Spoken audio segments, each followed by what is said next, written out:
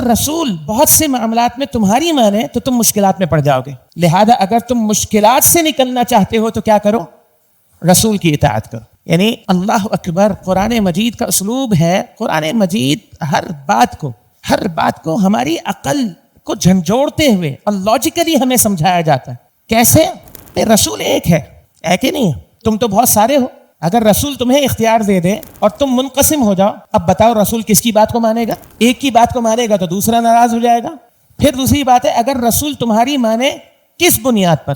نہ تمہیں غیب کا علم ہے، نہ تمہیں پتہ ہے مستقبل میں تمہارے لیے کیا بہتر ہے اور کیا بہتر نہیں ہے. بس اوقات تم ایک چیز سامنے دیکھ رہے ہو اور اس کو سامنے دیکھ کر تم ایک فیصلہ کر لو، لیکن اس کے پیچھے جو اس کے منفی اثرات ہیں تمہیں نہیں پتا کہ انجام کے اعتبار سے یہ تمہارا قدم اٹھانا بہتر ہے کہ نہیں ہے.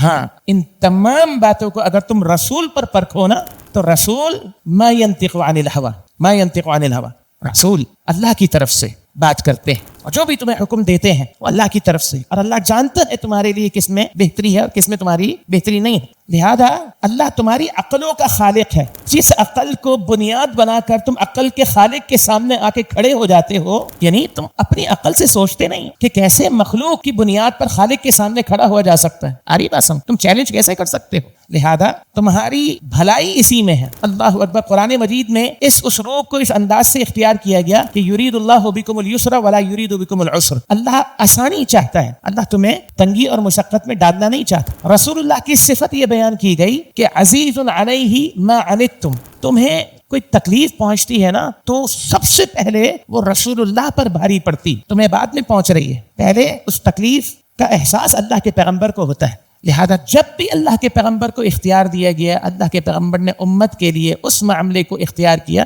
جس میں امت کے لیے آسانی. لہذا تم اس چیز کو قبول کر لو. اللہ اس کے رسول نے جو بھی تمہیں حکم دیا ہے اس کی دو اساس، اس کو نوٹ کر لیں. اس کی دو اساس ہے. ایک تو وہ آسانی پر مبنی. بسا اوقات کسی عمل پر حکم یا کوئی پابندی ظاہری اعتبار سے آپ کو آسانی نہیں لگتی، لیکن اگر وہ پابندی اختیار نہ کی جائے تو اس کے نتیجے میں جو اثرات مرتب ہوں گے وہ تمہیں مشکلات میں ڈال دیں گے. لہذا اس مشکل سے نکالنے کے لیے اللہ نے تمہیں یہ پابندی تم پر لگائی، تمہیں یہ حکم دیا. لہذا کیا فرمایا کہ اگر رسول تمہاری بہت سے معاملات میں مان لیں تو تم مشکلات میں پڑ جاؤ. نتیجہ کیا ہے کہ نہیں، تم نے رسول کی اطاعت کرنی ہے تاکہ تم مشکلات سے باہر آ جاؤ. اب یہاں پر ایک سوال پیدا ہوتا ہے، یہاں تو کہا گیا بہت سے معاملات، تو کیا رسول کی اطاعت بہت سے معاملات میں کرنی ہے، سارے معاملات میں کرنی ہے؟ تو یہاں بہت سے معاملات کا مطلب کیا ہے؟ یہاں بہت سے معاملات کا مطلب ہے کہ ہاں، ہم نے رسول کو بھی یہ حکم دیا ہے کہ بعض دنیاوی اور تدبیری امور میں وہ تم سے مشورہ کرے، تمہاری مانے.